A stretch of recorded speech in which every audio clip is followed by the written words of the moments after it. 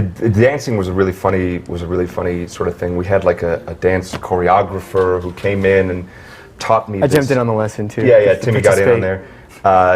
Timmy, who like grew up in theater and is like a natural dancer, so she's like, do this step, this step, this step, and I'm like, oh, okay. And all of a sudden, Timmy just bounces in the room and does it perfectly, and I'm like, you son of a... But the dancing was, I think it was probably the thing that I found the most difficult in the movie. We shot that scene, so in the rehearsals, he has the music to be dancing with. But then I forgot when they shoot it, you know, they play in the beginning, they play the music for like 2 seconds of music, and then they turn it down. But what's great about that too is that you're supposed to be having like the greatest time of your life, and that was the thing that it was one of my most miserable. Yeah. That was actually the most difficult thing in the movie for me. So we shot the scene without the music because we have to have the clean sound. That's another good classic Armie story. There's only a click track for that song. There's no music, and so it's like a tremendously awkward experience to be dancing to no music. And so that if I could do the Armie meeting live.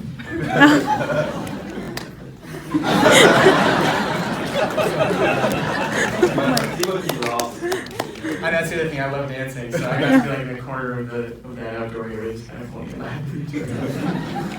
Yeah, I'm coming from a dinner with his family and for his daughter's birthday, which is today, so happy birthday to Harper.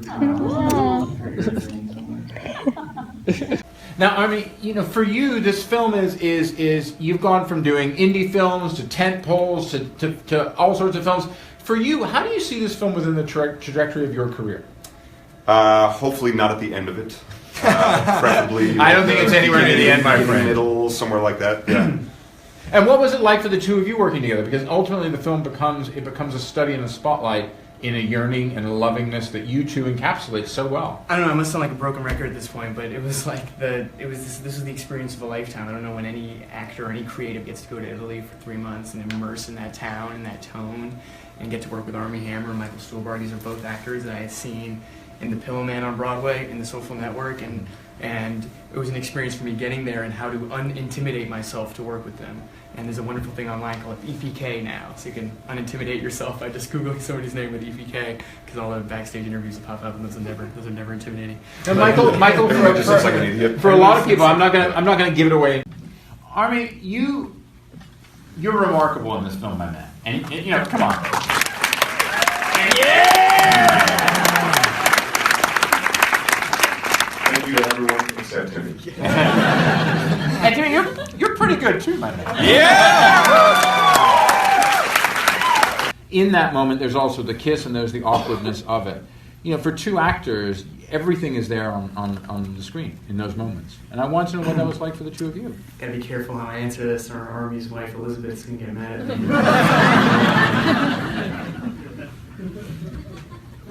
Oh, you're being really careful. Pauses and things. It's all part of the experience, you know, and I think it's not a cliche, but it's like a requisite as an actor to just try and give yourself as fully to the moment and to the truth of what's happening in a script and a story as possible. So if that means having sex with a peach, and then the person you're in love with eating that peach or eating it, and you breaking down their arms because the summer's about to end, that's what has to happen. All right.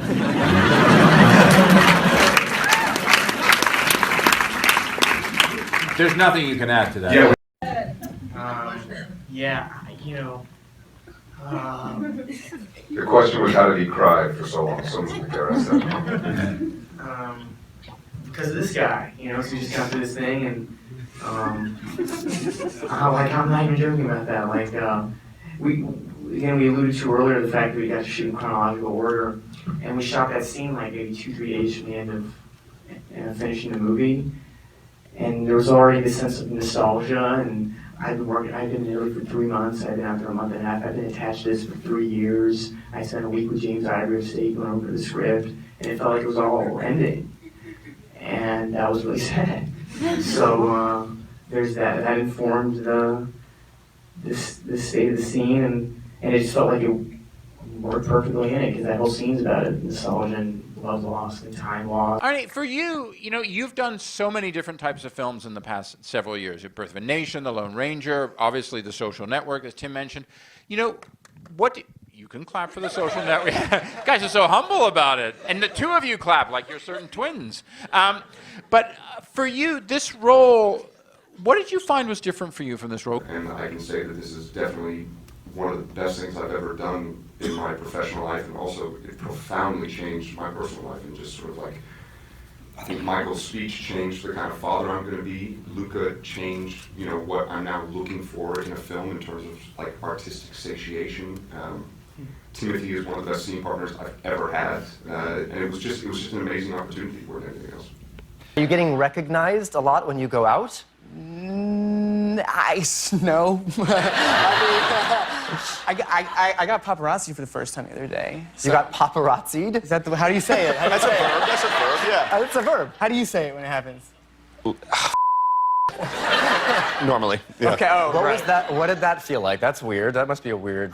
Yeah, I was like shocked. I like looked behind me.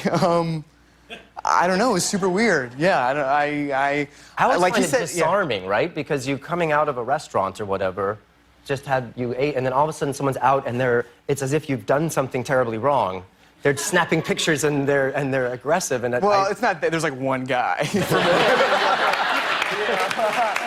still pretty great. Yeah.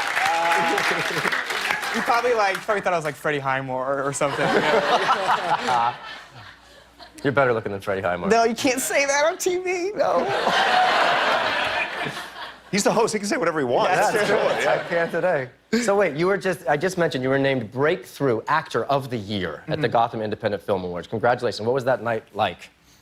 Okay, this is gonna sound cheesy or something, but it was like one of the greatest nights of my life. Yeah. And I don't know, I guess I went with my mom, and I didn't think that was gonna be like the most fun +1, but it was like a really great time. You can't say that on TV. Which camera's mom? That one? Love you, Mom. Okay. And, She just turned it off. Don't worry. she's like, she's not watching this. So it was just totally surreal. I didn't realize what a big thing it was going to be. And You gave a speech. I got to give a little speech, and I shouted out Cardi B in my speech because I was like, well, it was Cardi B. because Naturally. It was a New York event, and I felt, I'm a New York guy, and I felt like it was due diligence to thank any and all New York artists that inspired me. And the next day, somebody had messaged her that this kid had mentioned her in a speech, and, she acknowledged it. So there's an infinitesimal part of Cardi B's brain that knows I exist. Yeah, she fully slid into your DMs. No, not at all. So you guys are on the press tour talking about the movie. What was it? Tell me a little story about what it was like working with your director, because he's supposed to be amazing. I heard that you shot things in sequence. Yeah. Which is unique. You shot from the beginning all the way through to the end. Was it you were in a little Italian city, and were you kind of living the performances and the roles? Yeah, we definitely were. I mean, we were sort of like sequestered. You go. Well, you no, go, a couple I of talk. exceptions, though. A couple of you like living the roles. No, not everything. Not everything. Okay. It took a couple seconds there to make sense, but that's all right. What's your relationship like since filming?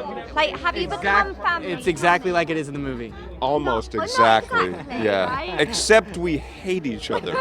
Yeah. But do you have dinners together? Like, has he become your family here? That's exactly it. I mean, I wish I had the type of situation where I could be inviting Armie over for dinner, but that's not what it is. It's the kind of thing. I've been to your place in New York, though. I've been there. I've been there. Armie in my place in New York could put out both arms and he could hit both sides of the room. It's New York, that's the way it goes. The first structure of our relationship is I'll go over and just wait until I feel like everybody wants me to go, and then I'll go. Never. And the answer is never. We never want him to leave. Best piece of advice he's given you about this industry? We got dinner last night, and he said something along the lines of just you wait, next year at this time, it is not going to be this, so it's good, You're not it's going good. to have that small apartment anymore. It's going to be different. No, he didn't mean it like that. He meant back to the small apartment. No. What I meant. Explain, please. No, it was good advice. I said, come the end of March, all of this is going to be over. and there is like a real world that you go back to once this whole machine is kind of done. But then there's YouTube. Yeah. Is Yeah. that what you said? Watch YouTube. Yeah. Watch Little Timmy Tim on YouTube. No, Watch some rap videos. No. Statistics. No. Statistics. All right. He never played the guitar before this movie. He picked it up. He didn't speak Italian, and he picked it up. I mean, he's really a special. No, I mean, as I said, when we were talking, he just seemed like an old soul, somebody who was in his 80s, but, in a 21-year-old, body. Armie, for you, working with a newcomer, I mean, he was relatively unknown when you go into this film. What kind of relationship, what kind of advice did you hand him in doing this? Because you're both spectacularly good in this. Timmy is such a phenomenally talented actor. I was asking him for advice. I was like, how did you do that? What is that thing? The emotional vulnerability and the rawness. How do you do that? What's the secret behind that? It didn't feel so much like I had any advice to impart. It felt more like I had an amazing dance partner to get through this with. I don't know that I've ever had a scene partner who's given so much and given you the luxury of all of his emotional vulnerability just right on the surface in a totally unguarded and unprotected way. So it was more just fun getting to work with him. When you came back to New York, did you feel as though the experience had changed you in any ways? Yeah, I mean, there's many answers to all of that, and it's exactly it's exactly how you're describing it, which is, it felt like if there's no antagonizing this movie, there's no like plot twist, it's all about the relationship, and it felt like if Armie and I got that wrong anywhere, it was gonna fall apart. So the requisite was to be as vulnerable as possible, lead on the page, or lead on film. And then when it ends, that's exactly how you described it. It's perfect because Luca was going to shoot Suspiria, which will come out soon, and Armie is like a movie star, and I went back to school in the fall in New York and was like, when the fuck's this movie gonna come out? And it was surreal. Like I went to shoot a movie called Lady Bird right after too. And I don't know, it just felt surreal. It felt like I don't know, if you're really careful about your mental health, be 2 weeks away from ending the movie and you'd start winding down and being worried less about how much you're giving of yourself to it, but instead, obviously you want to give it your all. And so that it ended, and I really did feel very, like, drained or something. And this movie's just so fun. I don't know, it's been great getting to spend all this time with Armie since the movies, since we're getting to be talking about it, because I really have a brother there again. This will be the thing. I'll be lucky if I can top this ever, and that's the strong, and with Luca too, and I have like brethren there, which is really nice. So you did a test screen with Armie Hammer, and these two have such amazing chemistry in the movie. Obviously, the movie succeeds because of that.